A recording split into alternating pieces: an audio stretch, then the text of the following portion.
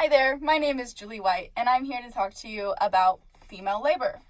So, I am going to reference The Second Shift, a book by Arlie Hochschild, and then I'm also going to mention Tithi Bhattacharya's How Not to Skip Class, as well as Karen Sachs's Towards the Unified Theory of Race, Class, and Gender. All right, so to get into it, Arlie Hochschild wrote The Second Shift in 1989, but was revised in 2012. So a little bit of this information is going to be outdated, but I'll address that later on with some personal research that I've done. I think that a lot of the ideas that were presented in here are still heavily present. And so that's why I've chosen to look at it. The summary of this book is that Arlie Hochschild interviews 10 families very extensively and talks about the 10 dynamics of these families. Now, these families cross class and race boundaries. I will say that there is not any same-sex marriages that were mentioned in this book. But she does briefly address that same-sex marriages are more likely than straight couples to share the second shift with a division of tasks that are considered the opposite gender, and then a sharing of tasks that are considered their gender. And so this goes into, she also interviews over 150 couples, surface level wise, and she also interviews babysitters and daycare workers to say that they are human too, and that all involvement in childcare is labor that is mostly unappreciated. And so the second shift refers to the idea that dual income couples go to work for their first shift, and then they come home and there's a second shift that needs to be taken care of. And this is the childcare, this is the house care, housework, and the reproduction of home that needs to be done in order for the worker to then go in and produce. And so I will reference that process of social reproduction more whenever I talk about Tithi Bhattacharya and Karen Sachs's works. But right now I'm going to mention that Arlie Hochschild, she is a working mom herself, and that the couples that she interviewed, so she is a professor at Berkeley. She still is a professor at Berkeley in California. And so she mentions that a lot of the couples that she has interviewed were more progressive than what would be reflected in the rest of the country at the time that she did her research. But she says that over 2/3 of women have joined the workforce, and that women have made up half of the workforce, and two-job couples have made up 2/3 of all marriages.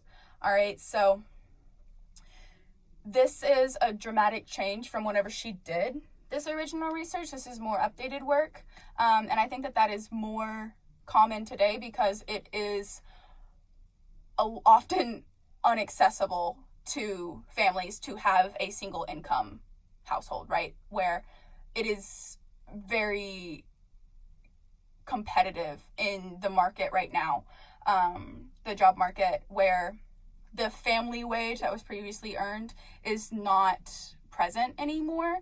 And we'll talk about this more later whenever we mention social reproduction. But anyways, the second shift has notoriously fallen onto women, and most couples feel like the second shift should fall onto women, even though women are working 40 hours weeks, and sometimes they're earning more than their husbands and doing more work than their husbands. This labor is still falling onto women. And so this is some research that was done in the 60s that Arlie Hochschild mentions was part of her inspiration for writing this book, where Alexander Szalai, I could be saying that wrong, and I'm so sorry, he found that working women averaged 3 hours a day on housework, while working men averaged 17 minutes. Working women spent 55 minutes exclusively with their children, while working men average 12 minutes. And then there's a disparity in sleep and leisure. So this has been adjusted where working fathers watched an hour more of television each day than their working wives, and then working men slept a half hour longer each night than their wives. And so this has been updated a little bit where the leisure time has actually increased, where working men have now get an average of 2 hours more of TV time than their working wives. And then there has been a leveling of the amount of sleep, but it isn't women getting more sleep. It is working men getting less sleep. And so this also leads into working men married to working women spent only 45 minutes more with their children than working men married to housewives, which I thought was interesting because this leaves children with less time with their parents in general. And it is found that children of working parents are more independent and are more emotionally stable than children of single income households. And there is an expression of having a weaker connection to their parents and knowing less about their parents than parents who only have one household. So I think that it's interesting that there's a give and take between that. But then also children of two income households are more likely to be two income households themselves. And so this is a aspect of the book that Arlie Hochschild mentions and refers to a lot, and it's the idea of the extra month. So research found that women work roughly 15 hours longer each week than men, and then over a year this adds up to an extra month of 24-hour days, and then after 12 years an extra year. And so this leads into a poem that was presented in the Dallas Daily in the 90s, written by Sean Dickinson Finley.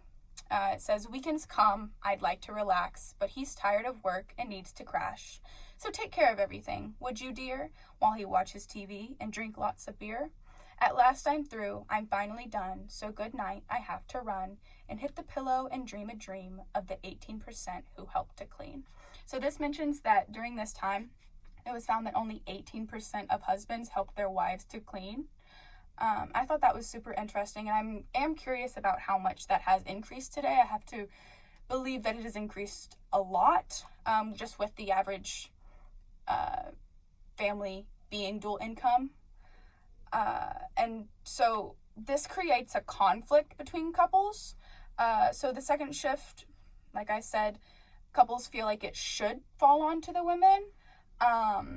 But the stress of this second shift has fallen onto both spouses, right? And so this comes from the resentment that is built that affects husbands, and therefore the relationship where women often asking for help and not receiving it build resentment, and then also just being expected to do this work builds resentment, right? And so this causes women to be both the victim and the villain in their households. Women are cited for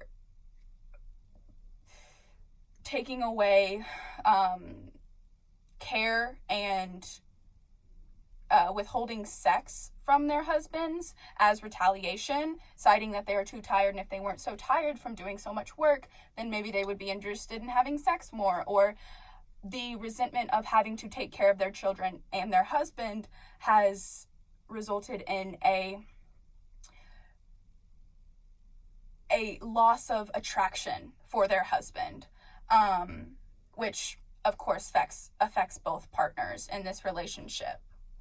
And so I'm sure that you've heard the statistic that 50% of marriages end in divorce, but it's a little bit more intuitive than this. So this is actually statistics from 2012, where 43% of first marriages end in divorce, 60% of second marriages end in divorce, and 73% of third marriages end in divorce. Now, I thought this was super interesting because, like I said, we have probably all heard of the 50%, but it's a little bit more than that, right? And so this also brings us into the idea of the fallen woman, which is a concept that I'm sure you've been familiar with, whether you know the term or not. And it's the idea that a woman is tainted by a previous marriage, a loss of virginity, her age, or just having children. And there's other things that can contribute to this as well, but those are the main aspects that describe the fallen woman. And so women are a lot less likely to get remarried than men are. And there's a couple different reasons for this. There is a fear of inviting a strange man into the lives of you and your children, right? Where sexual abuse is prevalent in those dynamics of step-parent. And then also just the lack of free time that comes with being a single working parent. And so this is an excerpt from the book where Arlie Hochschild is interviewing a woman and her husband who is talking about a couple friend who recently got divorced, right? Where the woman is saying, a good friend of mine worked as a secretary for 6 years, put her husband through dental school, and she worked like a dog, did all the housework, and raised their son too. She didn't really worry about getting ahead in her job because she figured she would stop working as soon as he set up his practice. Well, he went and fell in love with another woman and divorced her. She is still working as a secretary, raising their son, and now he has 2 other children by this woman. Her husband commented, so the husband of the woman who's telling this story, that's true, but she was hard to get along with. She complained a lot. And so this leads into the dynamic that women think about divorce twice as much as men do, and that the idea that women are doing all of this labor without appreciation. I mean, in this story, the woman was the primary provider for her family, and I believe that she probably built resentment for having this responsibility to provide solely without having this appreciation attached to it. And I believe that she has a reason to complain. And I thought that was interesting. That the husband of the couple who was talking about this had the comment that she was hard to get along with. She complained a lot. And so this brings a harsh reality for women, right? This is another excerpt from the book, The Second Shift, where it talks about Anne Meyerson's view on having daughters. So Anne Meyerson is a woman in this book who she works a job. She loves her job, but she's also a mother, and she's always seen herself as somebody who is going to have a job.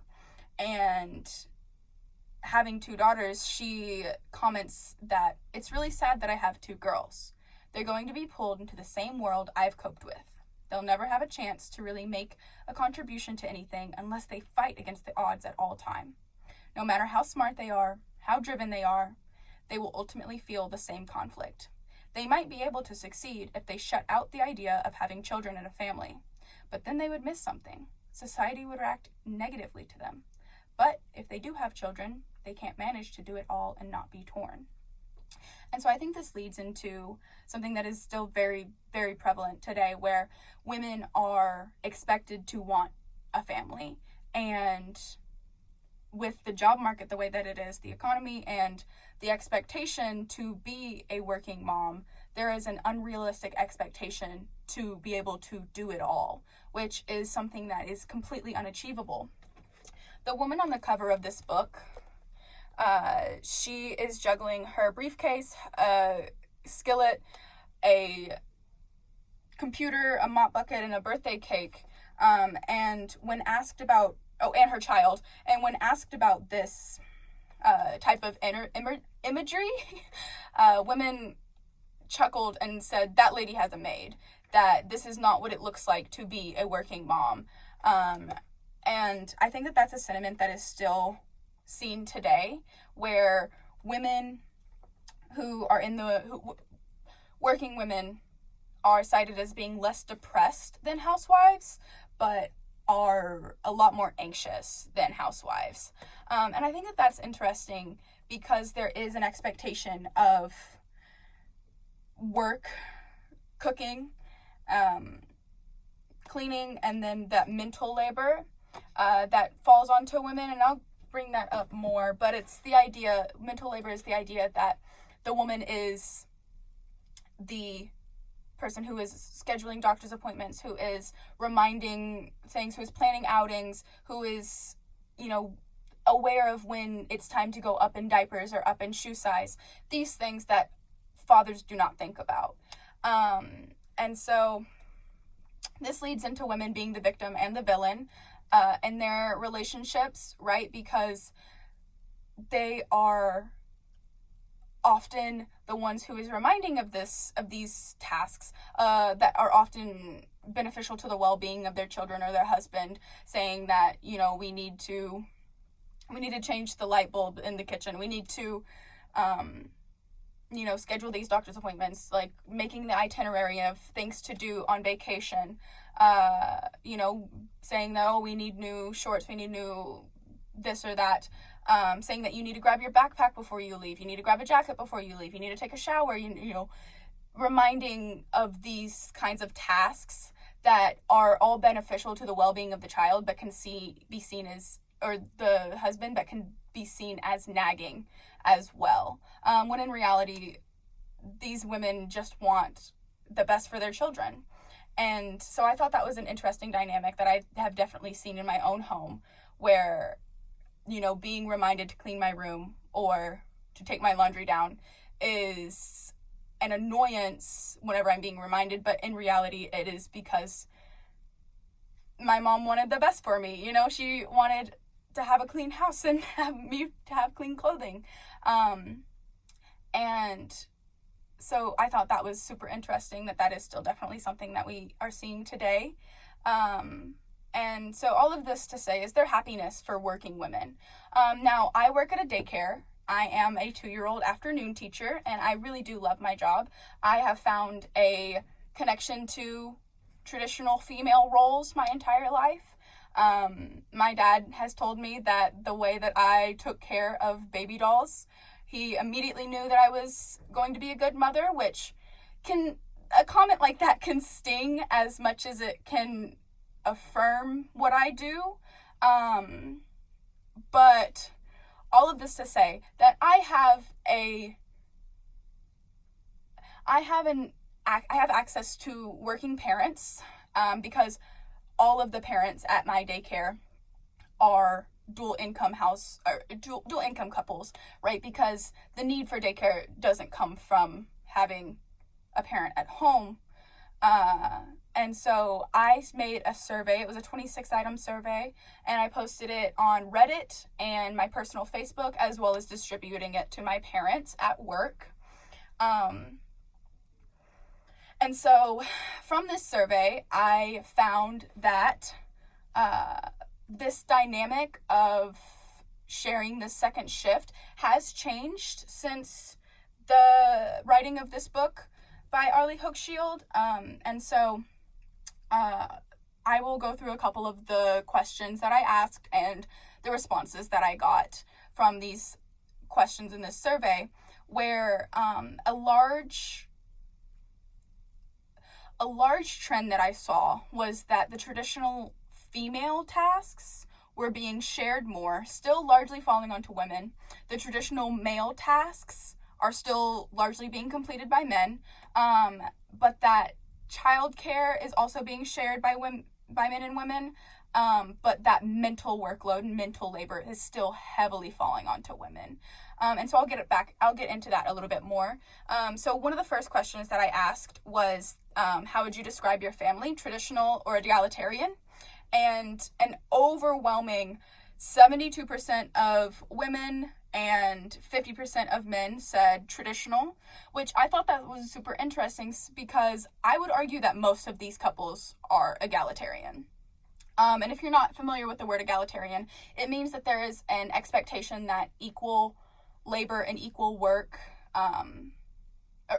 of equality, that a woman's career is just as important as a man's career, and that there is not a patriarchy that is upheld, that decision making falls onto both parents. And so I think that there was a little bit of wanting to be traditional without being traditional, like how Arlie Hochschild describes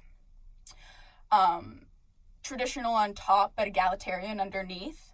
And then I also think that there was just a lack of knowing what egalitarian meant. That was something that a lot of the people who took my survey asked afterwards. They were like, oh yeah, like I didn't know what that meant, which I thought was interesting. And then there was a very limited amount of families who said that they were blended in this. And so another trend that I saw was that people are having less children, that there was only 3 participants out of the 40 that had 3 children, and there was none that had more.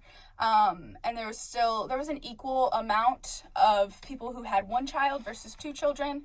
And so there's just a general trend of having less children.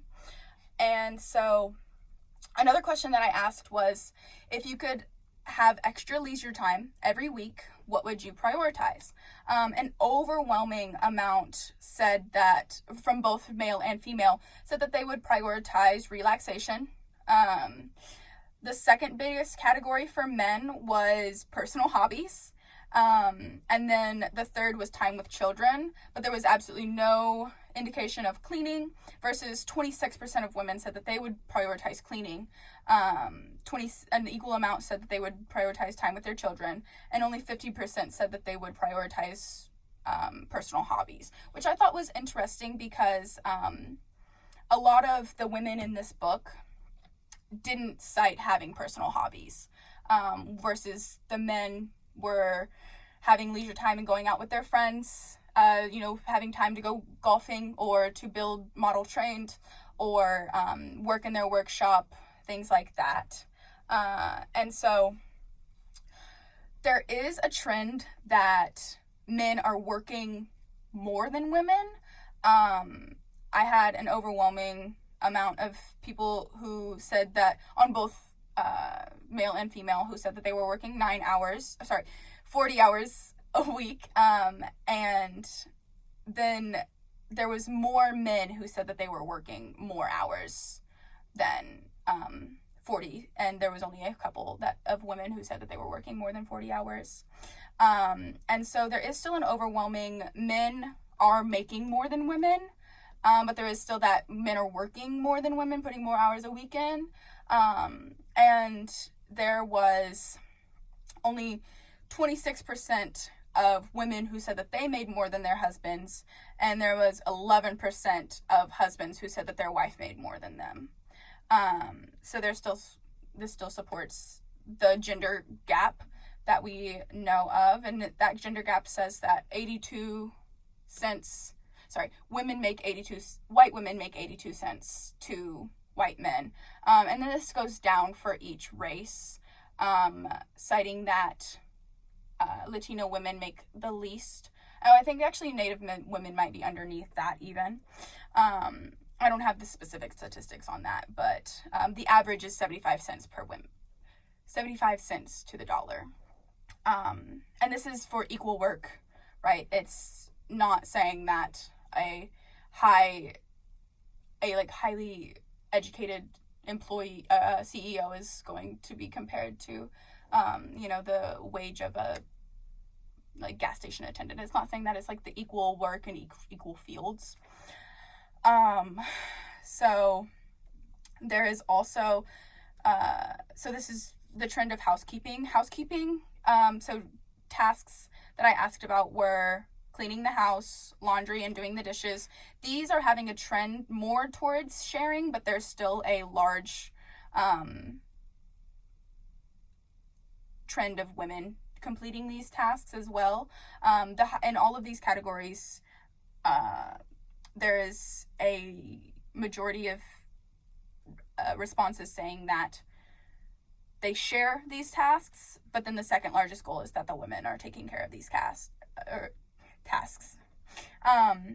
And so the traditional male tasks are still largely being completed by men. So this includes the yard work, fixing broken appliances, and automobile maintenance. Now, the second largest category for these is paid help, which I thought was interesting. And that there are some women who describe taking care of these tasks, but there are no men saying that their wives are taking care of these tasks. And so the traditional female tasks, so this is including shopping for clothing, cooking meals, and buying groceries. These are all still largely falling onto women.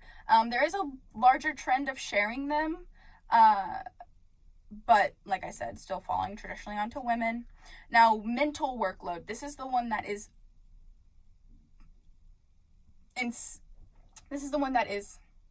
heavily still falling onto women. And this is questions that I asked were, who makes doctor's appointments, who generally plans outings, and who or how often do you find yourself asking for help from your partner? And I thought this question was the most interesting, maybe of my entire survey, where this is talking about how often do you find yourself, asking for help, saying, hey, can you help me with this? Where men cited at 16% said that they never have to ask for help from their partner. And there was 0 women who said that they never had to ask for help. And I thought that was really interesting and kind of leads into the female experience of asking for help. And then like that resentment that we talked about earlier building. And then the highest percentage for both of them was sometimes I have to ask for help. Now, in relation to childcare, there is a lot more sharing. So this is like who's getting children ready for bed, who's picking them up for school, and who's bathing them. Things like this are being shared more, but still the largest second category is female participation, right? And then child wellness. So this was a question of, in your household, who generally stays home whenever the children are sick? Overwhelmingly, women are staying home with their sick children. And then this is another super interesting question where it said, in your household, who generally helps children with homework and learning milestones? This was still largely women helping with these milestones. And then secondary highest category was trade. And then this was something that only came up on the male entries, where there was a few responses that said that the child was not old enough. That the child was not old enough to be working with homework or learning milestones. And to me, that signified that the males weren't doing it. Because, and I'm not a mother myself, but if you are a parent, then, and if you're a mother, then you know that from day one, you are trying to get your baby to latch. You're trying to get them to, respond, to roll over, to, there are so many things to, get down in more than like a couple ounces. All of these things to like sleep through the night. There are so many milestones that you are trying to reach that, to me, that meant that if there's someone saying that their child is not old enough for that to me it meant that they're just not the one completing it, which I thought was super interesting. And so that is the research that I done, and that is concluding what I have to say about The Second Shift by Arlie Hochschild. I highly recommend this book. If you are a working parent, I really recommend reading this book. If you plan to be a working parent, I recommend reading this book. If you plan to have children with your partner and you both intend to work, I highly recommend reading this book. Something that she says about her own students. So, reminder, Arlie Hochschild was a sociology professor, or is a sociology professor at Berkeley. She asked her female students how many of them have talked with their partners about sharing these tasks and shifts, and they all expressed hesitation and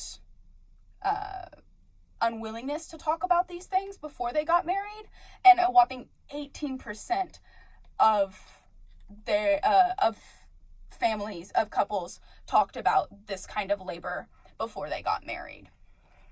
And so this is definitely something that I'm going to be requiring my spouse to read, because I really think that it's changed my perspective, and has helped open my eyes to things that I was not so privy to before. And so all of this to say that I'm about to lead into talking about the mode of production and social reproduction. And so social reproduction is the idea that the mode of production, which is the idea that the worker goes in, produces a commodity, is removed from the means of production, meaning that the worker under capitalism goes and, puts a single button on every single iPhone, but that worker cannot themselves produce an iPhone. And then the capital resells this iPhone for more than it costs to employ this worker, right? So it is rendering this worker obsolete in their position, removing the worker from the means of production, and then also incentivizing low quality,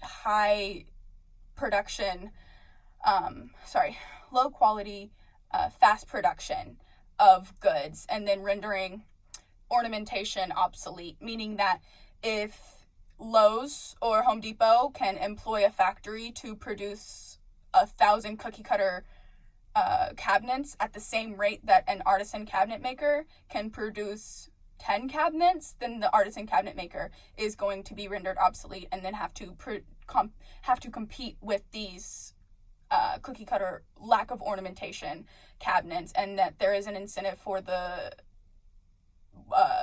consumer to buy the cabinets that are lacking in ornamentation. And so modernity breeds on the loss of ornamentation, which is basically the idea that I just said, that there is no incentive for ornamentation when there is no incentive for producing that ornamentation.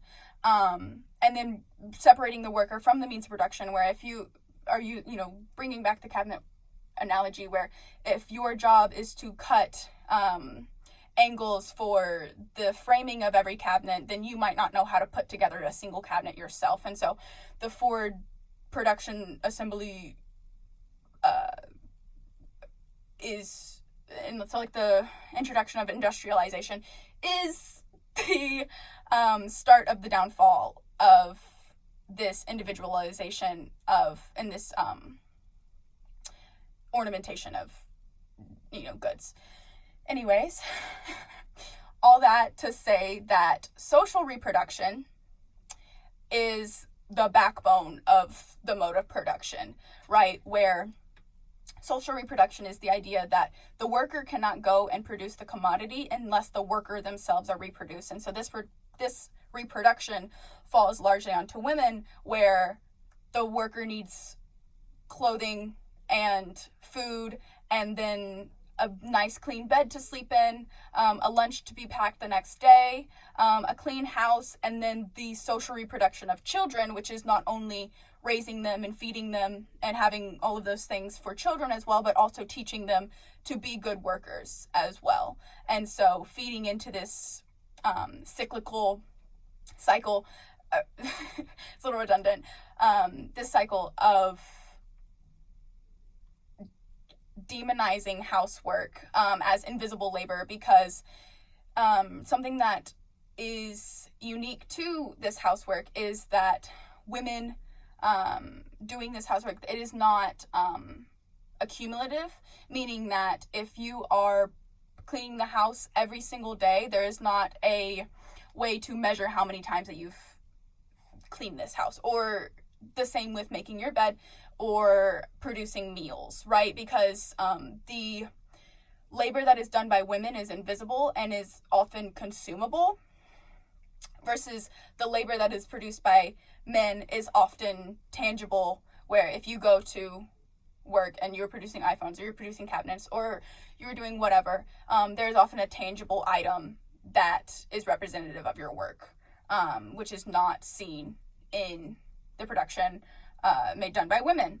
And even with childcare, there is not, like with traditional female tasks like cleaning and childcare, where like my job, there is not a measure of the work that I have put in, and that often the work, like any measure of it, is expected, right? So if I potty train a child, I am expected to do that, and that child is expected to be potty trained, and those parents are expected to have their child potty trained, right? Where it's not a celebration of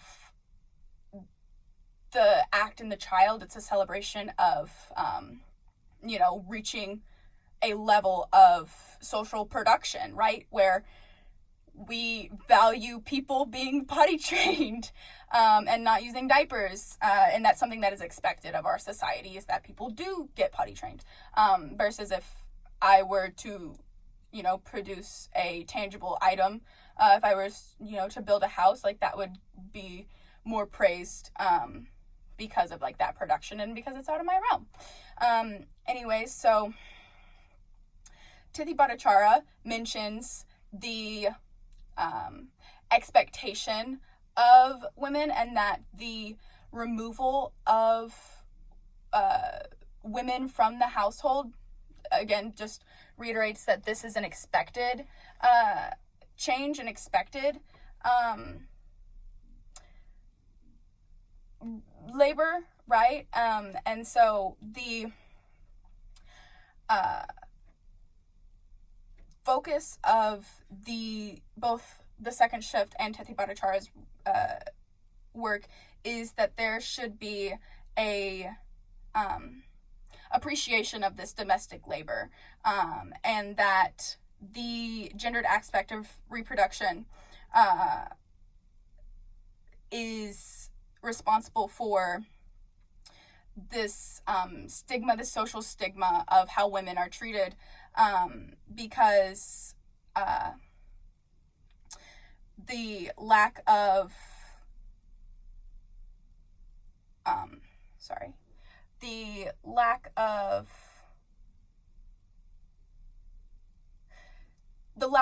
value in this domestic work contributes to this underpaid cycle, right, where the use of unions and like the emergence of unions, I think, is very interesting, because this is something that is uniquely beneficial to white men, where an example is whenever men went to war in World War II, the factories were then occupied by white women and then men of color, and these factories had been unionized, but these unions did not include the safety and the preservation of job titles for these white women and these black men, and these other men of color, right, where they had no job security, and that whenever the men returned from war, they were kicked out of their jobs, and this further exacerbates this system that female labor is second to male labor. And so the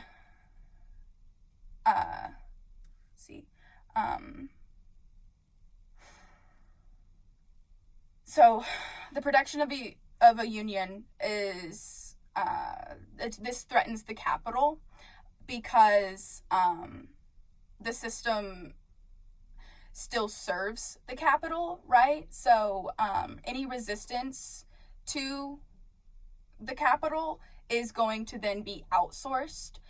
So any resistance by unions is then going to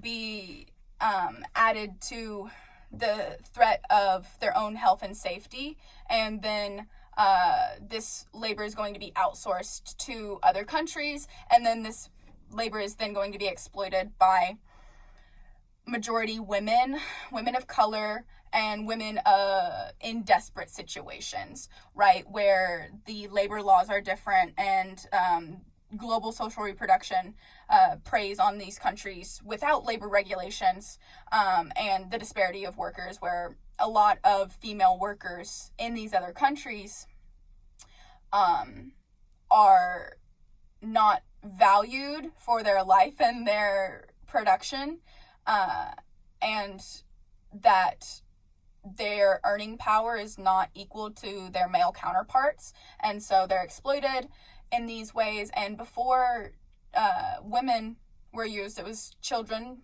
and part of this comes into the size of hands, where they value women with small hands because they're easier to use for textiles, and then can, like, you know, go put those tiny buttons onto iPhones, and also because their labor can be exploited. And so this references the availability of harm, right? So it's the intentional oppression of women of color, and the intentional lack of access for women of color. And so this can be like lack of access to healthcare, lack of access to good jobs, and lack of access to literal safety in these regulations. And so I won't go too far into that because I know we're already at 41 minutes. But the application of whiteness is what breeds privilege in these situations, right? So privilege helps maintain race as a factor of socioeconomic privilege, where, like I said, white women earn more than their women of color counterparts, and the exploitation of women of color under capitalism breeds a ethic of slave labor. And so the emergence of capitalism comes quickly after the end of slavery, where the exploitation of the worker is similar to slavery, like, right? But the key difference is that slave labor is unpaid.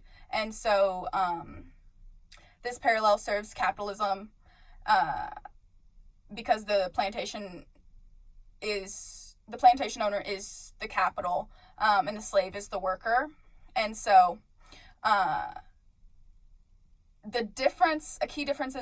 two key differences is that the slave is unpaid, right? And that the worker is paid, but the slave is considered valuable to the owner, versus the worker is not considered valuable to the capital, where the capital is, the worker is expendable to the capital, right?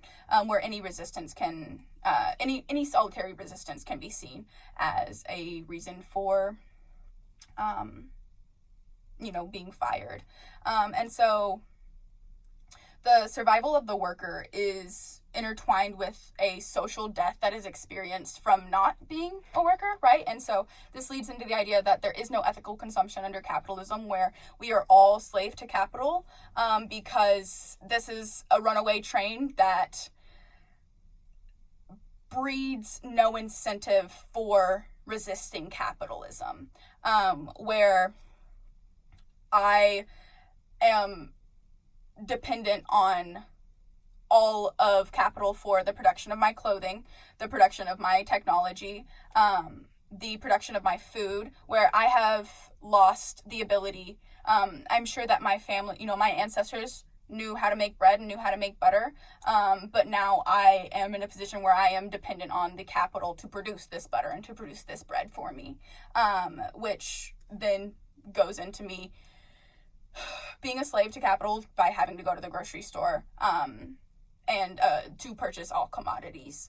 And like I said, there's no incentive for or financial incentive for producing your own commodity because of the time that goes into producing this commodity.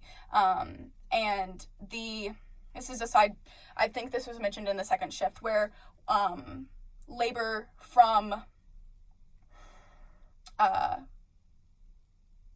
technologies and innovation has actually made more work for women, where the time that is saved through having a laundry, like a washing machine, is then replaced with other tasks that the woman should be doing.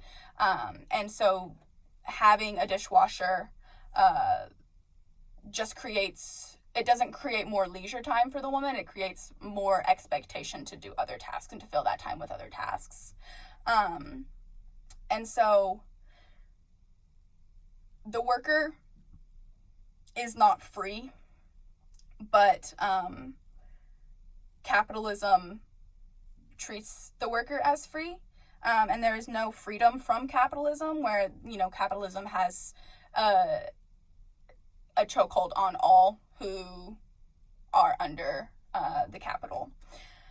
And so, very quickly, to talk about Karen Sachs's Towards a Unified Theory of Race, Class, and Gender, the application of shop floor revolution and the birth of the union brought justice to workers, but like I said, only justice to white male workers. They did not represent the Black and female workers who occupied these jobs during World War time.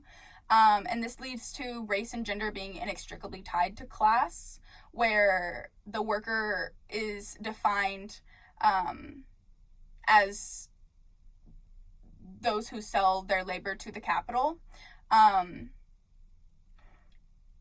Women are strategically excluded from the public sphere. So this is under the idea that women's subordination was the result of their absence of the production society. So in the theory of the mode of production, there's no mention of women, and this is also often falsely accredited to being because there is no difference in a male worker and a female worker. But I argue that, and Karen Sachs argue that this is because there is no intention of mentioning women, that there is no intention on the role of women, that women are intentionally excluded from this conversation because domestic labor is not seen as labor.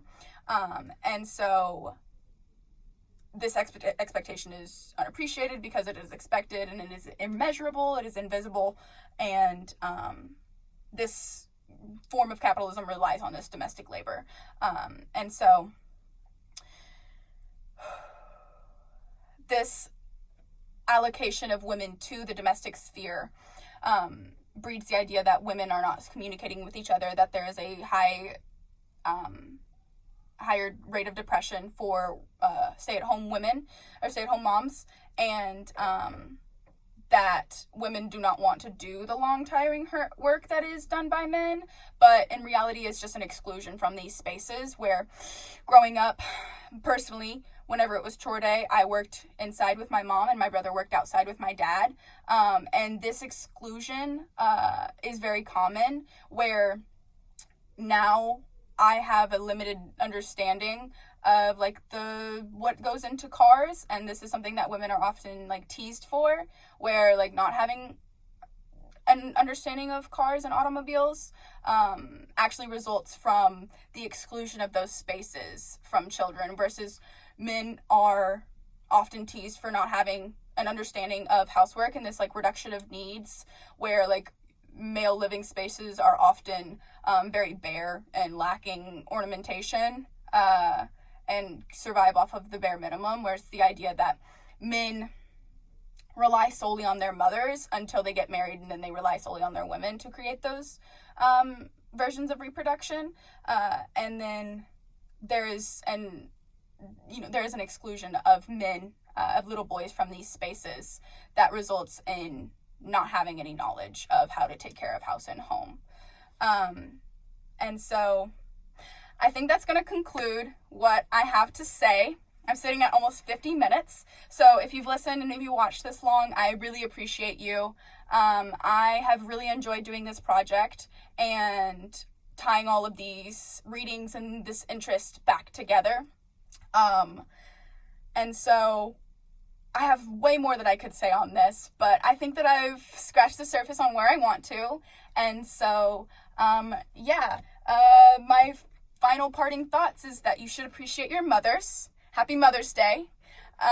Appreciate your wives and your girlfriends and anybody who is taking care of you. And demand better from yourself and your partners. And free Palestine.